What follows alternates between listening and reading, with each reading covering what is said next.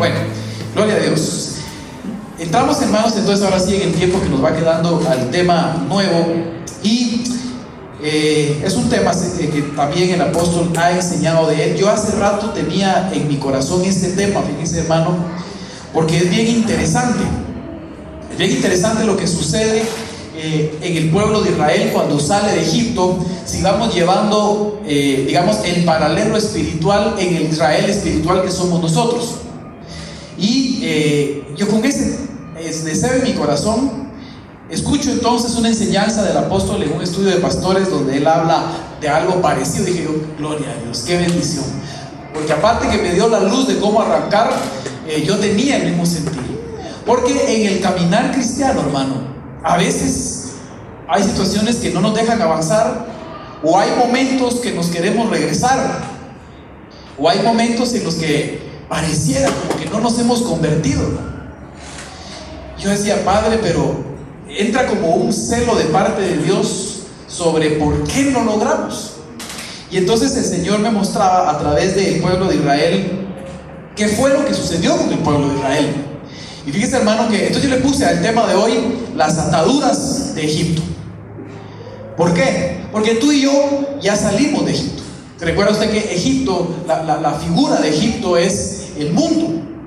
A nosotros fuimos rescatados, el mundo nos perseguía, el Señor abrió los mares y nosotros pasamos en el mar y entonces salimos a una nueva época, liberados ya de los carros del faraón. Usted se preguntará, hermano, ¿yo en qué momento salí y pasé por el mar? Si a duras penas la espuma me da miedo, hermano.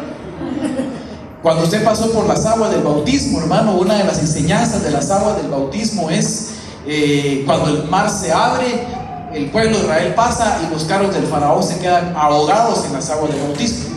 Por eso, hermano, estamos ya también, ahí está Tony, levanta tu mano, Tony, estamos ya, apúntese por favor, los que están pendientes de bautizarse todavía. Ya el Señor nos dio una luz para bautizar aquí mismo en la iglesia. Entonces ya estará usted recibiendo noticias próximamente. Lo que necesitamos es ya tener un listado de quienes van a bautizarse. Pero bueno, sigamos. Entonces acompáñeme al libro de Éxodo, capítulo 15, verso 22. Para llegar a las ataduras tenemos que entender un poco el proceso que pasó el pueblo de Egipto y más o menos que nos ubiquemos por dónde pudiera andar cada uno de nosotros. Dice entonces en Éxodo 15, 22: Moisés hizo partir a Israel del Mar Rojo y salieron al desierto de Sur. Anduvieron 3 días en el desierto y no encontraron agua. Cuando llegaron a Mara, no pudieron beber las aguas de Mara porque eran amargas. Por tanto, al lugar le pusieron el nombre de Mara. Entonces mire pues, primera parada que vamos a hacer es, dice que Moisés hizo partir a Israel del Mar Rojo y salieron hacia el desierto de Sur. Entonces, note usted cómo están ya saliendo del mar y empezando a caminar en una nueva vida. Si nos vamos a la vida espiritual o a la vida nuestra, digamos que es la figura para nuestra época, salimos nosotros de una condición de estar atados y prisioneros del mundo cuando éramos todavía esclavos y nos tenían agarrados con diferentes pecados, con diferentes áreas que no lográbamos nosotros vencer. Todavía estábamos bajo el sometimiento del faraón. ¿Sabe usted que el faraón la figura es Satanás? Y muchos de nosotros en algún momento hasta pudimos haberle servido voluntaria o sin saberlo al reino de Satanás. Pues el Señor nos saca y nos libera de faraón, de manos del faraón, y entonces nos hace caminar por un desierto. Y empezamos ese caminar. Lo que pasa, hermano, es que cuando uno sale del desierto, usted sale gozoso, sale contento, aleluya, gloria a Dios, qué bendición, ya me convertí. Los que tuvieron la oportunidad de hacerlo como yo, qué retiro más hermoso, yo quiero quedarme a vivir en el retiro, hermano, porque uno no quiere regresar a su vida diaria, porque le fue tan bonito ese fin de semana donde usted conoció a Cristo, y usted dice, aquí me quiero quedar. Pero regresamos a nuestra vida diaria y a veces entramos al desierto de la vida diaria. Y entonces mira la primera parada que hacen, dice que llegan a Mara. Y Mara era un lugar donde había agua, pero eran aguas amargas. Pues miren, la primera bendición con la que se topa el pueblo de Israel en el desierto, con una fuente de aguas amargas. Eso tiene un significado. ¿Qué es lo que estaba haciendo el Señor ahí? Mara significó o ayudó, más o menos pude tratar de identificar yo aquí, para varias cosas. Número uno, confronta nuestra actitud. En Mara, cuando el pueblo llegó ya con un poco de sed, hermano, y probaron el agua y dijeron: pues esta agua no se puede tomar, está amarga. Dice la palabra que el pueblo murmuró. Dice el verso 24: y murmuró el pueblo contra Moisés diciendo: ¿qué beberemos? Ahí es cuando llega la primera confrontación de cristiano, hermano. Padre, ¿y ahora entonces qué voy a hacer? Yo pensé que aquí era donde tú me ibas a meter a un jardín glorioso, puro el Edén. No, hermano, tus primeros pasos fueron en el desierto. Y tu primer encuentro con una bendición se llamaba Mara. Y eso pudo haber causado incluso incomodidad. Yo me acuerdo, hermano, que cuando yo salí, me convertí y me bauticé, no me bauticé inmediatamente, me bauticé un tiempo después, y avisé y le conté a mi familia, hermano, que había bautizado y que era cristiano. No crea que me hicieron fiesta. Recibí una llamada, hermano, en aquella época, de una persona amada, y me dijo varias cosas, hermano. Decir, yo dije: padre, pero y no, que alegre, pues, pero tiene que pasar uno por acá. No sé cómo te ha ido aquí, pero sí. Entonces también significa, Mara, confronta nuestra actitud. Número dos, es un lugar de prueba para ver quién murmura, para ver quién reclama algo. Mara es un lugar de promesa y es un lugar de paso. Porque mire qué sucede. Entonces él clamó al Señor y el Señor le mostró un árbol, y él echó en las aguas y las aguas se volvieron dulces, y Dios les dio allí un estatuto y una ordenanza. Miren, primero los probó, primero los confrontó, dejaron que probaran el agua. Imagínense usted, hermano, después de aquel partido de tiempos extras, hermano, a mediodía, y termina usted y le mandan a repartir las botellitas de agua y usted se la toma y es amarga. Entonces, ¿qué es lo que estaba haciendo el Señor ahí? Estaba confrontando al pueblo. Estaba viendo, vamos a ver qué tan dispuesto está el pueblo. Pero lo voy a bendecir. Entonces viene el Señor, le da a Moisés la estrategia, convierte el agua en agua dulce, el pueblo se sacia, puede. Entonces el Señor les dice, y dijo: si escuchas atentamente la voz del Señor tu Dios y haces lo recto ante sus ojos, y escuchas sus mandamientos y guardas todos los estatutos, no te enviaré ninguna de las enfermedades que envié sobre los egipcios, porque yo, el Señor, soy tu Dios. Entonces mire, lo que en algún momento se convirtió en amargura y en un asunto incómodo, incluso hasta donde pudimos haber reclamado, lo convierte el Señor en una bendición y te da una promesa. Pero no quiero quedarme en Mara. Solo te estoy contando para que tú empieces a visualizar y a recordar por dónde has pasado. Puede ser que hayan todavía hermanos que estén en Mara. No que vengan en Mara, sino que estén en Mara, en lugar. Porque aún no han confrontado su actitud. Puede ser que todavía hayan hermanos que estén pensando que la razón de ser del cristiano es alcanzar las bendiciones que tú siempre soñaste. Puede ser que hayan hermanos todavía en esa etapa. Salimos de Egipto a las tierras de Canaán. No, Señor, pasaron ¿cuántos años para entrar a Canaán? Y le tengo una noticia, no sé si buena o mala, pero no fueron los que salieron de Egipto los que entraron a Canaán. Ay, ¿no eran los egipcios, pues? ¿Quiénes fueron? Sí, eran los egipcios, pero fue una generación nueva. ¿Qué significa?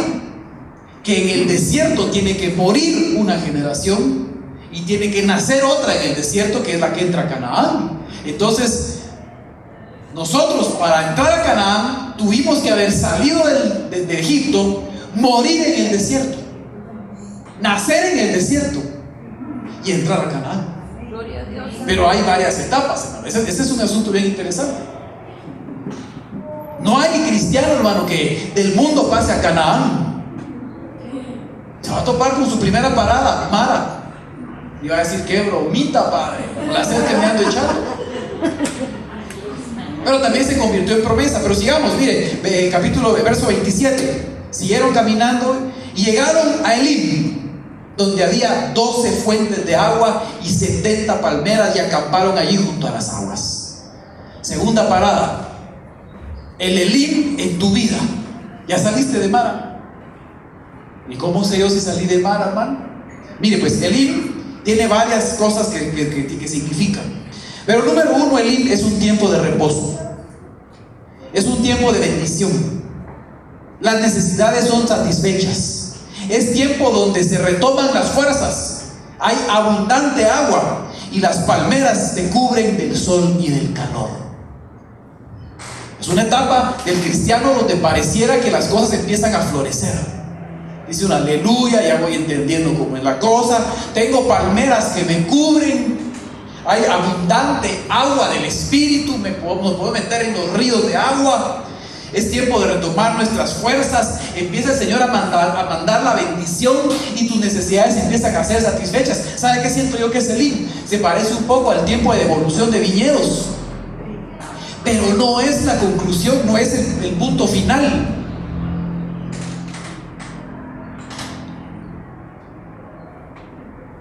¿Quiénes andan hoy por Mara? Si aún tú estás en Mara, en esa condición donde, Padre, pero ¿por qué no me va como me debe haber ido? ¿Por qué no me ayudas? ¿Por qué no haces? Peor, a mí me llueve sobre mojado. Peor estoy que cuando estaba en Egipto. Porque mis cuates del mundo, ¿cómo les está yendo de bien? Y yo en este desierto que ni dulce encuentro el agua. Usted nunca pensó que le iba mejor como diciendo del mundo. No se preocupe, es normal, al pueblo de Israel también. ¿Quién anda en Elim? Ay, no, yo ya he pasado esas etapas, hermano. Yo ya he sido bendecido, fortalecido, estoy lleno de gloria a Dios. Siga caminando, porque tampoco es para quedarnos en Elim. Quiero llegar hasta todavía me falta, hermano. La ruta fue bastante larga. Partieron de Elim, capítulo 16, verso 1. Y toda la congregación de los hijos de Israel llegó al desierto de Sin, que está entre Elim y el Sinaí. Mire por dónde va, hermano. Yo creo que nosotros vamos por aquí. Y a los de Mara, hermano, apúrense. Salga de Mara, hermano, y métase a avanzar en su desierto y alcáncelos. Yo siento en mi espíritu que vamos por aquí. El día que dice que está entre Elim y Sinaí, el día 15 del segundo mes después de la salida de la tierra de Egipto. Y toda la congregación de los hijos de Israel murmuró contra Moisés y contra Aarón. Miren, nosotros, siento yo, estamos caminando entre Elim y Sinaí. Ya hay florecimiento, ya hay bendición, ya usted está levantado, fortalecido, se mete en los ríos de agua, está en el año de la revelación, sigue creciendo. ¿Por qué? Porque, mire, si no hubiera existido Elim, yo creo que desfallece. Tuvieron que llegar a un momento de florecimiento, de llenura, de descanso, de crecimiento, de cobertura, para poder avanzar. Antes de que le explique qué pasa en esa etapa, veamos qué es Sinaí. Éxodo 19, 16. No he entrado todavía a las ataduras de Egipto, hermano. Solo estoy explicando los pasos. Dice entonces en Éxodo 19, 16: y aconteció que al tercer día, otra vez, ¿usted sabe qué sucede al tercer día? Se levantan los muertos. ¿Cuántos días pasó el Señor en la tumba? ¿Y Lázaro?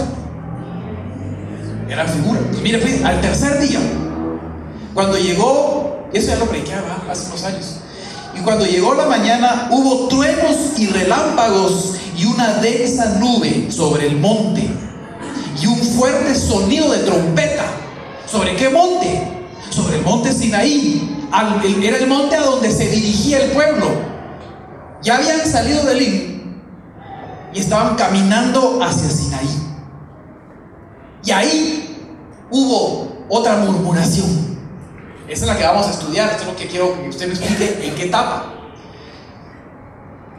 Una densa nube sobre el monte y un fuerte sonido de trompeta. Y tembló todo el pueblo que estaba en el camino. ¿A qué le suena a usted un sonido de trompeta y una nube que cubre el monte? Dice que al sonar de la trompeta seremos levantados en las nubes. Entonces miren lo que sigue pasando. Entonces Moisés sacó al pueblo del campamento para ir al encuentro de Dios. Llévame la figura, ¿no, hermano? Sonido de trompeta, nube, monte y el líder. Y el encargado, Moisés, dice al pueblo: hey, vamos, salgan del campamento, salgan de las carpas. Es tiempo de ir al encuentro de Dios. Entonces eso les esperaba en Sinaí.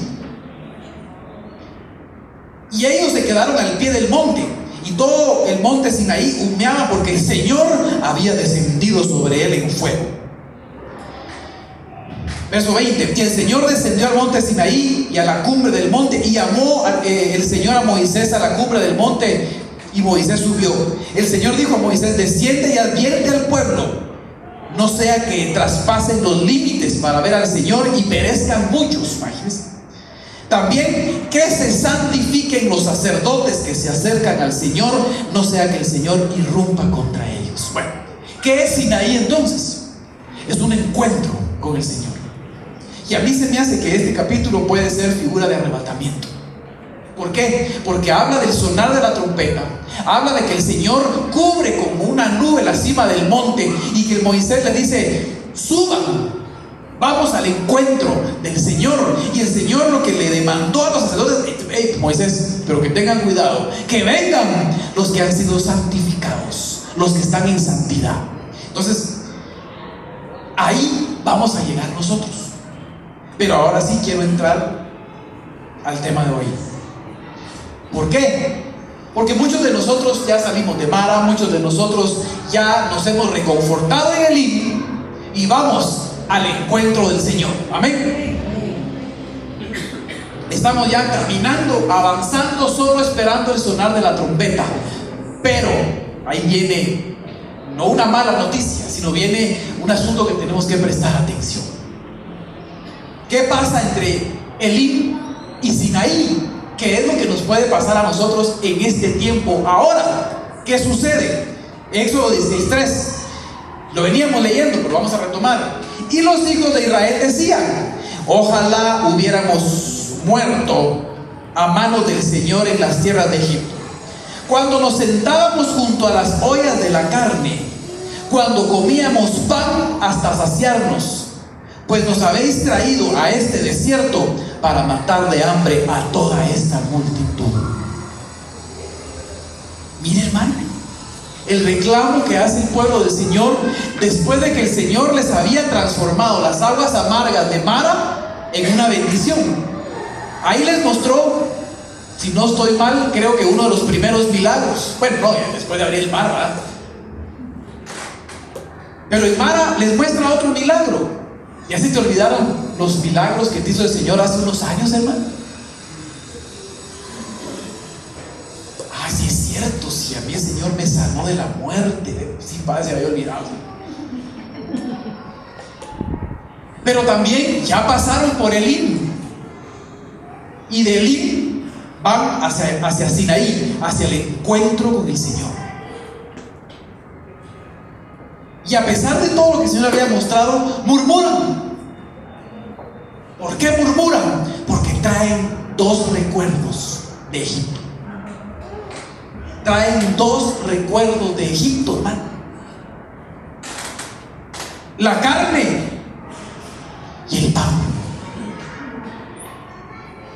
Entonces, ¿cuáles son dos de las ataduras que hoy podría estar afectando al cristiano que va al encuentro con el Señor. Recordarse de las ollas de la carne y del pan de esclavitud que comían en Egipto. ¿No te ha pasado que de repente estás tú en aquella época metido con el Señor y escuchas aquella canción, hermano, que dedicaste hace unos años y se te retuercen las mariposas y dices: Padre Santo? O vas tú caminando y de repente va la hermana ahí con su bolsa litineando y pasa un hombre a la par y siente la loción y esa loción me trae recuerdos, dice la hermana. Usted sabe que los olores lo llevan a usted a un montón de épocas. Y entonces, hermano, ¿qué es lo que sucede? Acompáñame a 2 de Pedro 2:20. 2 de Pedro 2:20. Porque si después de haber escapado de las contaminaciones del mundo, por el conocimiento de nuestro Señor y Salvador Jesucristo, de nuevo son enredados en ellas y vencidos, su condición postrera viene a ser peor que la primera. Mire, ¿en qué momento, hermano?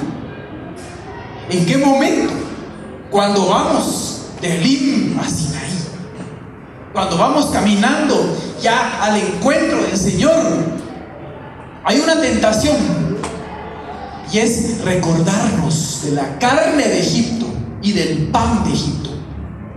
Hermano, ¿por qué no se recordaron en Mara? De una vez hubieran tomado bastante agua ahí, la vomitan y sacan todo eso y lo liberan.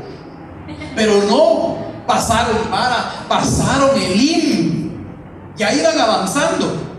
Cuando murmuran otra vez de las ollas de la carne, es que estaban aburridos del maná.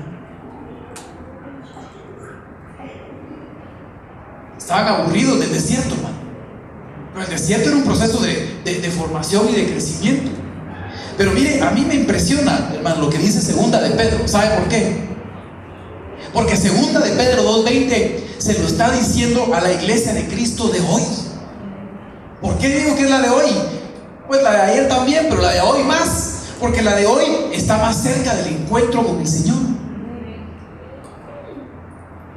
Porque si después de haber escapado de Egipto, póngale usted, o póngale, porque si después de haber escapado de las contaminaciones del mundo, porque conociste a nuestro Señor y Salvador Jesucristo, es decir, porque te convertiste al Señor, de nuevo son enredados en ellas y vencidos. No estoy diciendo que no vaya a haber tentación de tu vida cuando estabas en el mundo, puede haber, de hecho hay. Retraparon las tentaciones de las cuales saliste y te vencieron. No está hablando de paganos, hermano, está hablando de cristianos como nosotros. Su condición postrera, es decir, su condición siguiente, su condición final, va a ser peor que como empezaron. Entonces, hermano, miremos, ahora sí entro al tema. No se preocupe que hasta donde lleguemos. La primera atadura, ¿cómo se llama? La carne. Génesis 17:11. Seréis circuncidados en la carne de vuestro prepucio, y esto será la señal de mi pacto con vosotros. Y nos vamos al 14. Mas el varón incircunciso, que no es circuncidado en la carne de su prepucio, esa persona será cortada de entre su pueblo. Ha quebrantado mi pacto. El Señor va a quebrar, hermano. Será cortado aquel varón que aún no haya sido circuncidado en este tiempo. Pero estamos hablando de una circuncisión espiritual, ¿verdad, hermano? Porque entonces, si no, las hermanas se quedan fuera del pacto. Las hermanas también entran en este pacto, y las hermanas también tienen que ser circuncidadas. Ah, hermano, usted está loco, va a decir usted. Estoy hablando en el espíritu, es decir, el corazón. ¿Sabe qué es la circuncisión? en lo natural. Es quitar un exceso de carne que no sirve para mucho. Eso dicen los médicos, ¿verdad? Que espiritualmente lo que significa es quitar el exceso de carne que hay en nuestro corazón. ¿Por qué? Porque de carne nos alimentaban los egipcios. La gente, digamos, en el mundo, hermano, es increíble, pero si usted se mete al mundo como para observar, a lo mejor no se meta, no sé qué se puede ahí, pero cuando usted se recuerda, hermano, ahí los temas centrales giran alrededor de la carne, pero poderosamente. Si no es que ya la carne se convirtió en un Dios para ellos, hermano, todo gira alrededor de eso. Pues no le voy a contar anécdotas, no anécdotas, sino testimonios. Mejor no. Pero entonces regresemos. ¿Cómo andamos nosotros? ¿Por qué? Porque pudiera ser que algunos de nosotros estemos anhelando la carne otra vez. Y el problema es que si tú ya fuiste liberado por haber aceptado, dice aquí, por haber reconocido al Señor Jesucristo como Señor y Salvador, te enredas y eres vencido, vamos a estar peor que antes. Y las hermanas también, porque estamos hablando de una condición de carne del corazón. Por eso decía el Señor en el Sinaí: dile al pueblo, advierte al pueblo, no sea que traspasen los límites para ver al Señor y perezcan muchos, que la gloria de Él va a ser enorme. Pero mira, aquí viene lo que es para usted. También que se santifiquen los sacerdotes. ¿Quiénes son los sacerdotes, hermano? Nosotros. Usted dijo los de la alabanza, hermano. Sí, pero usted también, porque usted también canta. Si la alabanza es, somos todos. Nos hizo reyes y sacerdotes, nos hizo el Señor. Entonces dice: dile también a los sacerdotes que se santifiquen. Dice: también que se santifiquen los sacerdotes que se acercan al Señor. Hermano, no en la adoración lo que buscamos es acercarnos al Señor. Y acá sí que le queremos tocar. Y dice: amén, amén. Pero Moisés, diles que se santifiquen, no sea que el Señor irrumpa contra ellos. Es decir, aquel que quiere acercarse al Señor, pero aún hay carne en su vida, el Señor lo va a reprender, hermano. El Señor se lo va a cuadrar. Corre peligro de muerte. Tan así, hermano, sí. La presencia del Señor acá era, por eso es que le dijo que no suban. Tenemos que estar en condición para presentarnos delante de Él. Entonces vámonos a Romanos 2:28. Mire, Romanos 2:28 nos explica la circuncisión. Porque no es judío el que lo es exteriormente, sino la circuncisión es la externa en la carne, sino que es judío el que lo es interiormente, y la circuncisión es la del corazón, por el espíritu, no por la letra, la alabanza del cual no procede de los hombres, sino de Dios. Entonces, hermano, ¿cuál es una de las tentaciones que el mundo nos está tirando antes de que nos encontremos con el Señor? Regresar a las épocas de carne. Y eso es bien cardíaco, hermano. Hermano, yo ya me casé, ya estoy fijo. Mentira del diablo. Eso no es cierto. Carne es carne, tentación es tentación. No vaya a ser, hermano, que paremos peor que al principio. Eso no me mire así, eso dice la palabra. Y a mí decía: no me amenace, pastor. No, yo le estoy diciendo lo que la Biblia dice. Yo oro por usted y para eso le enseño. Porque, ¿sabe por qué? Mire, ya habían salido del Egipto, insisto con eso, iban hacia Sinaí, pero en la mente de los israelitas libres de Egipto ya, regresemos a nuestros días, en la mente de los cristianos, habiendo salido del mundo ya, aún se recuerdan de las ollas de la carne. Es que si no, hermano, ¿usted se recuerda de una comida que a usted no le gusta? Dígame usted qué alimento. No, a mí el hígado no me gusta. No sé si a usted sí. Hay gente que dice: ay, sí, hermano, con mi limoncito. A mí el hígado he tratado un par de veces, hermano, y no me pasa. Entonces, hermano, yo no voy a recordar de un pedazo de hígado. A mí eso no me llama la atención. ¿Por qué? Porque nunca me gustó. Pero piense usted en su plato favorito, después de no haberlo comido más o menos por un mes, y usted con aquella hambre, hermano, y se imagina esa hamburguesa, hermano, o esa pasta, o esa carne, no sé qué es lo que a usted más le gusta. Ahora, ¿qué es lo que pasa en el camino cristiano?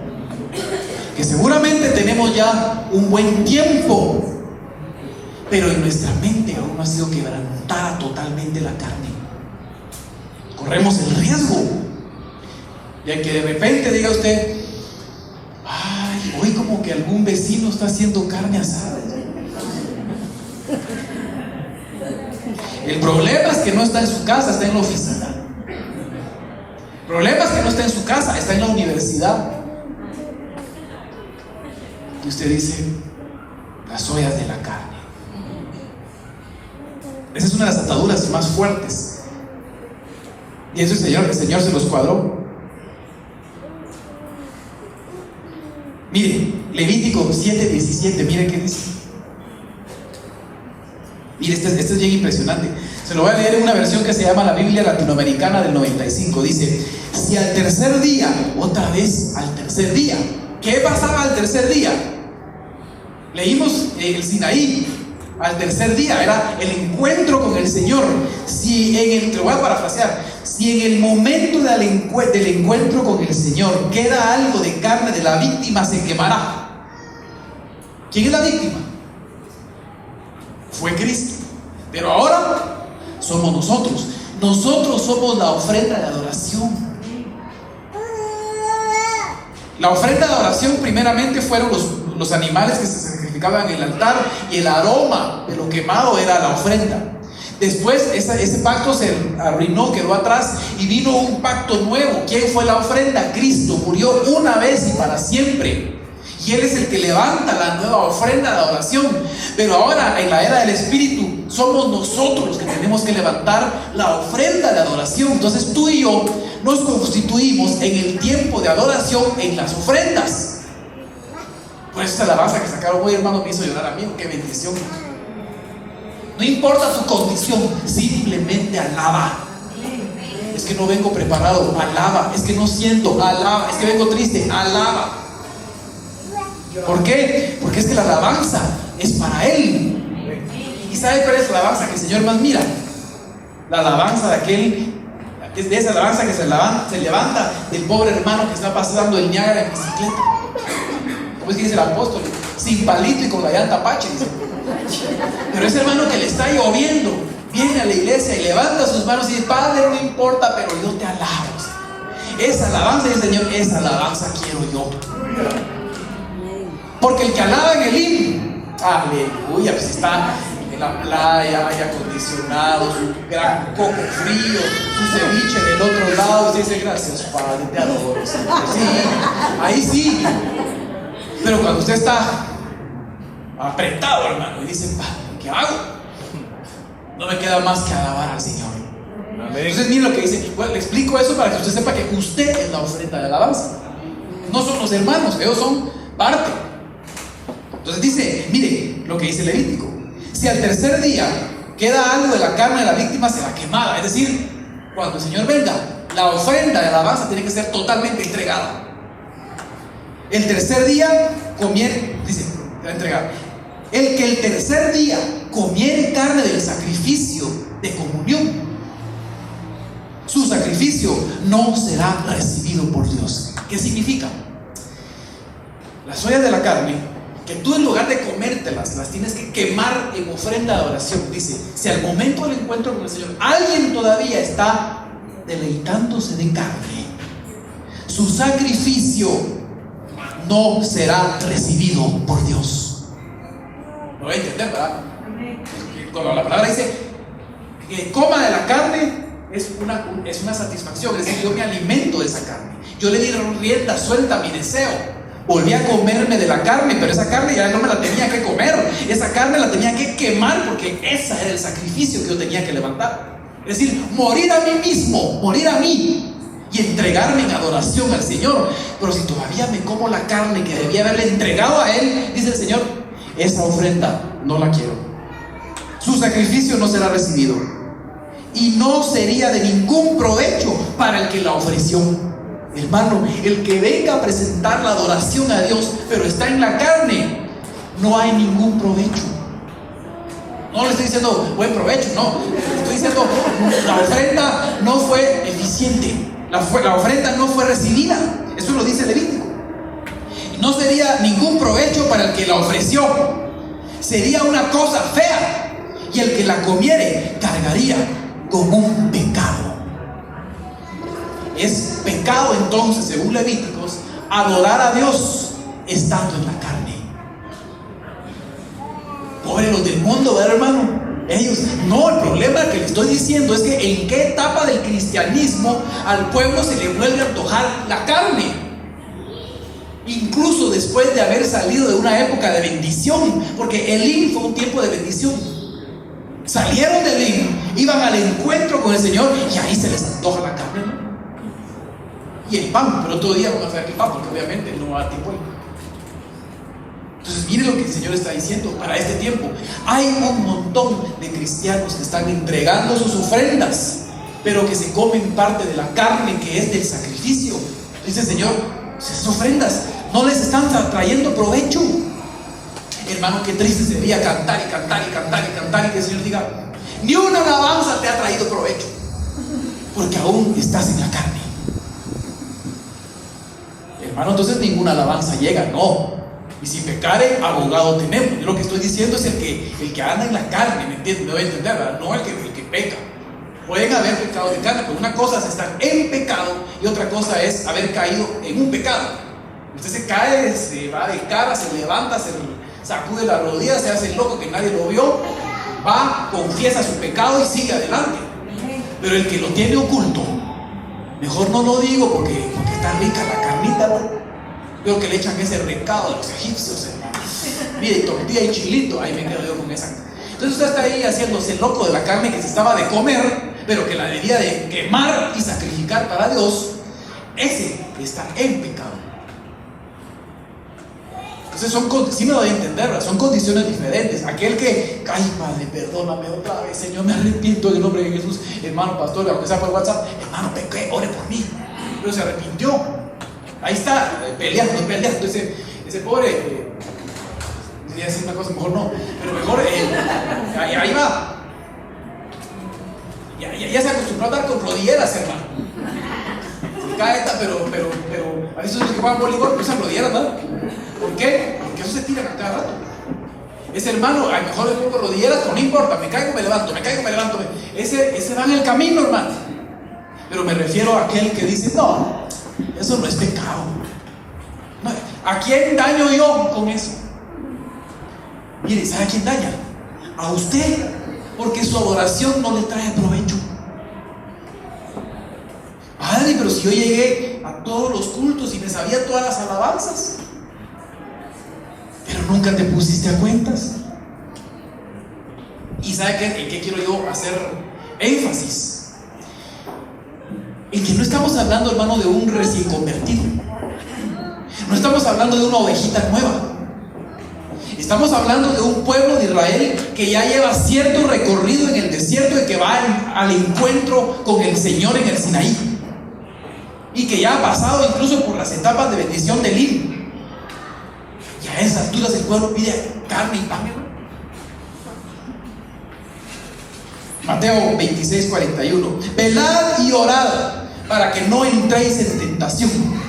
El espíritu está dispuesto, pero la carne es débil. Hermano, te anticipo, tentaciones van a haber.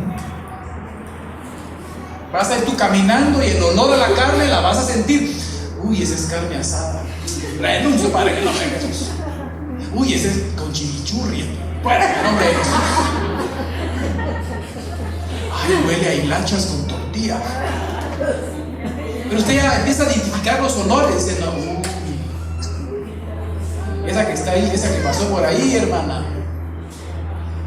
como que estuvo asando carne hace unos días.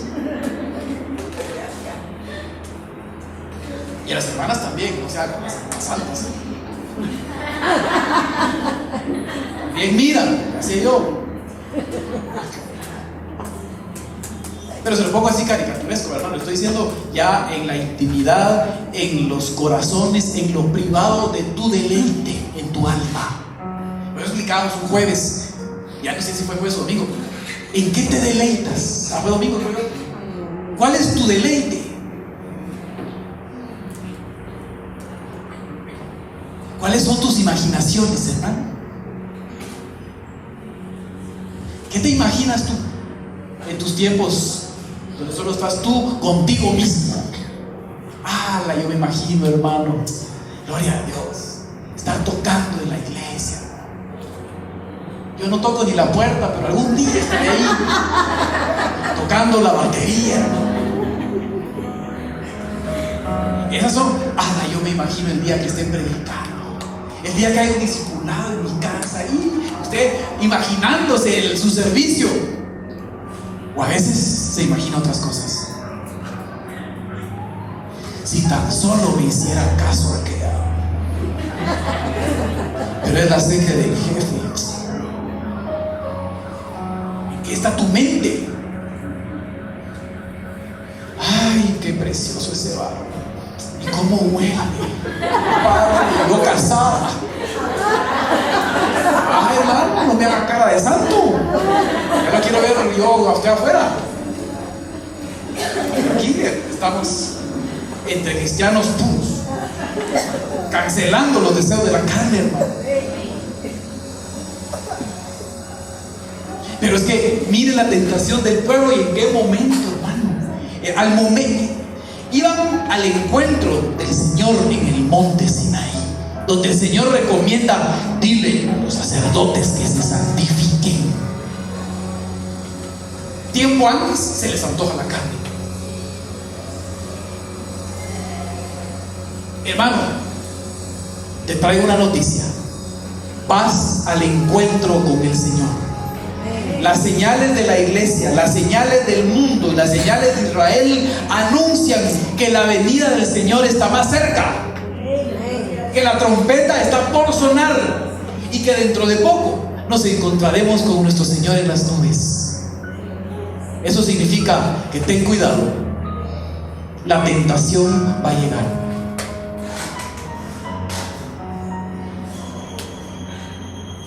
Romanos 6:19. Hablo en términos humanos por causa de la debilidad de vuestra carne. Porque de la manera que presentasteis vuestros miembros como esclavos a la impureza y a la iniquidad, para iniquidad, así ahora presentad vuestros miembros como esclavos a la justicia, para santificación. ¿Qué es lo que Dios nos está pidiendo? ¿Qué es lo que el Señor nos está pidiendo ahora? Así como un día tus miembros fueron esclavos del pecado y de la iniquidad, ahora preséntalos para justicia, para santificación. Dile a los sacerdotes que se santifiquen. Yo le voy a hacer de Moisés y usted de sacerdote. Amén. Sacerdotes, dice el Señor, que viene pronto. Es tiempo de santificación. Qué rico, hermano, aleluya. Referible. Ahí tengo un montón de versos de la carne. Romanos 8:1. Por consiguiente, no hay ahora condenación para los que están en Cristo Jesús, los que no andan conforme a la carne, sino conforme al Espíritu. Entonces, hermano, estrategia: andemos conforme al Espíritu. Si nos metemos con el Espíritu, si nos lleva, por eso es importante el himno. El himno era cobertura, palmeras, agua fresca, llenura, saciar necesidades. ¿Sabe qué entiendo yo? Una doble unción en las lámparas y en las vasijas, para que cuando venga la tentación nos mantengamos en el Espíritu. Vos tengo una gran tentación, regálame de tu aceite. No, es mío. Y cuando venga a mí, ¿qué voy a hacer yo? Por eso nos mantenemos en la unción del Espíritu. a mí me queda impresionado, me deja impresionado y preocupado. Levítico: el que presente sacrificio y haya comido de la carne que debió haberse quemado como parte del sacrificio, su sacrificio no tendrá provecho. Hermano, la iglesia es multitud. No piense en una iglesia, piense en condición. En la alabanza, ¿estamos como observadores? La alabanza hay varias condiciones: el que viene a observar, el que viene a recibir y el que viene a entregar el sacrificio. Las dos primeras no se las aconsejo. No es esa la razón de ser de la alabanza. Usted no puede venir voy a ver, a juzgar, a ver cuántas veces se equivocan los hermanos. No, usted no venga a ver. Venga a ser parte de la ofrenda de adoración. ¿Sabe por qué? Porque el Levítico dice: si hay carne en tu vida, en la ofrenda de adoración, ahí se quema el exceso de carne. El que nunca se mete en adoración, se me hace que nunca quema la carne. Es un problema, hermano. Padre, yo siempre no salgo, es que no quemas la carne. ¿Y cómo la quemo? En adoración, hermano. Ahí se quema. Ahí es donde te haces vil delante del Señor y Padre arranca todo. Y estás tú levantando tus manos.